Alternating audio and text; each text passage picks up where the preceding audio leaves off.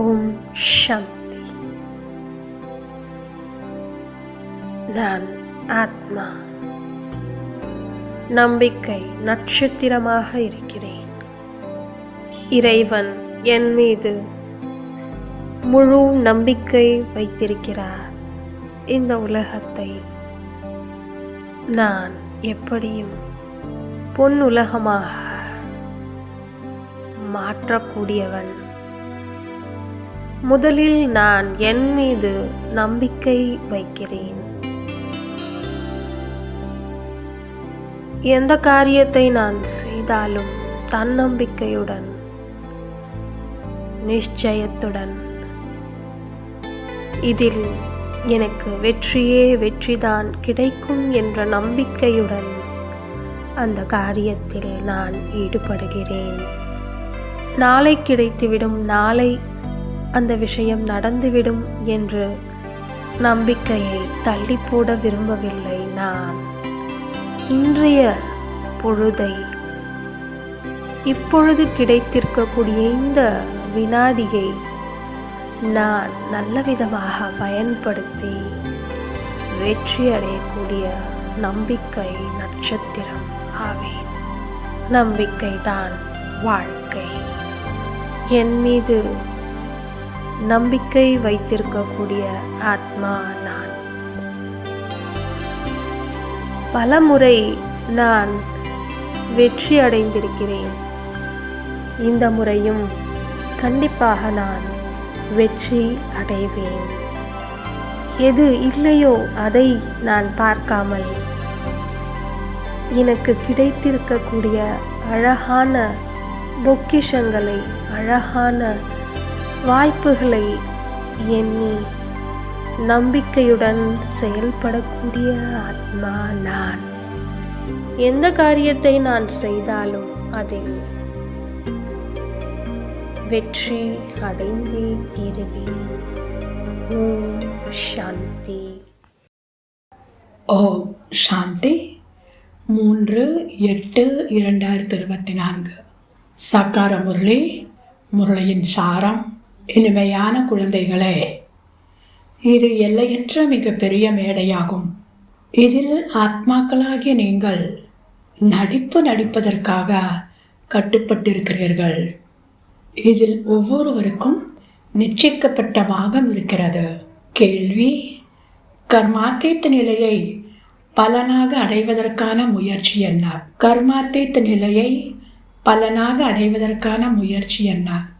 பதில்: கர்மாத்தீத் நிலையை அடைய வேண்டுமெனில் முழுமையிலும் முழுமையாக பலியாகிவிட வேண்டும்.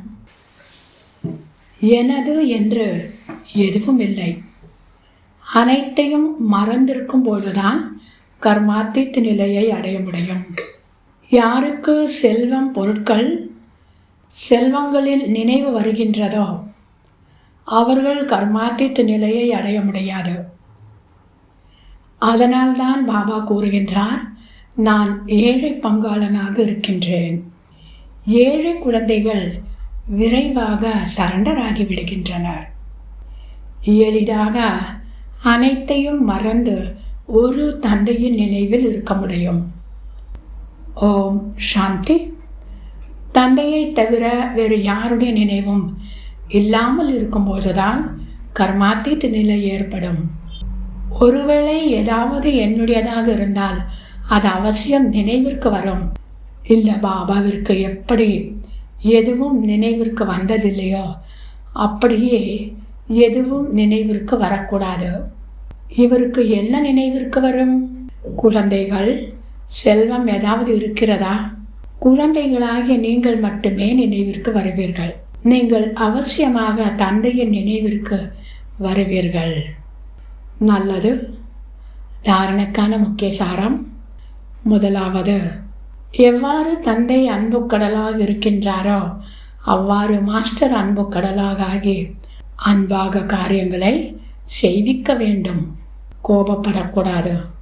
யாராவது கோபப்பட்டால் என்றால் நீங்கள் அமைதியாக இருக்க வேண்டும். இரண்டாவது, புத்தியினால் இந்த பழைய துக்கமான உலகை மறந்து எல்லையற்ற சந்நியாசியாக வேண்டும். சாந்திதாமம் மற்றும் சுகதாமத்தை நினைவு செய்ய வேண்டும். அழிவற்ற ஞான ரத்தினங்களில் கொடுக்கல் வாங்கல் செய்ய வேண்டும்.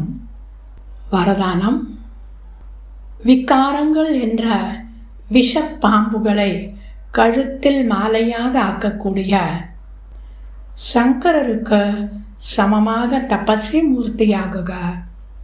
விகாரங்கள் என்ற விஷப்பாம்புகளை கழுத்து மாலையாக ஆக்கக்கூடிய சங்கரருக்கு சமமாக தபஸ்வி மூர்த்தியாகுக.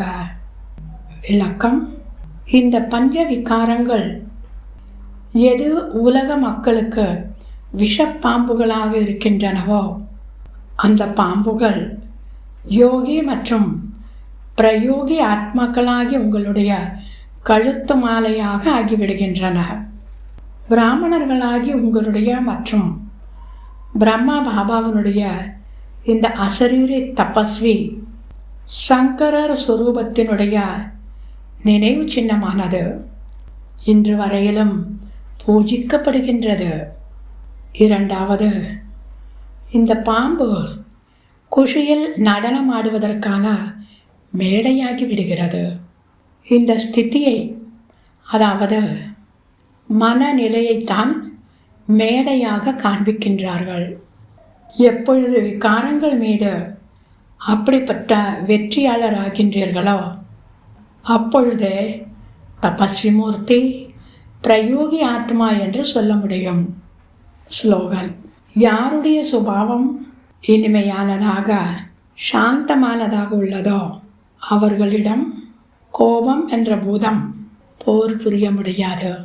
யாருடைய சுபாவம் இனிமையானதாக சாந்தமானதாக உள்ளதோ அவர்களிடம் கோபம் என்ற பூதம் போர் புரிய முடியாது. நல்லது.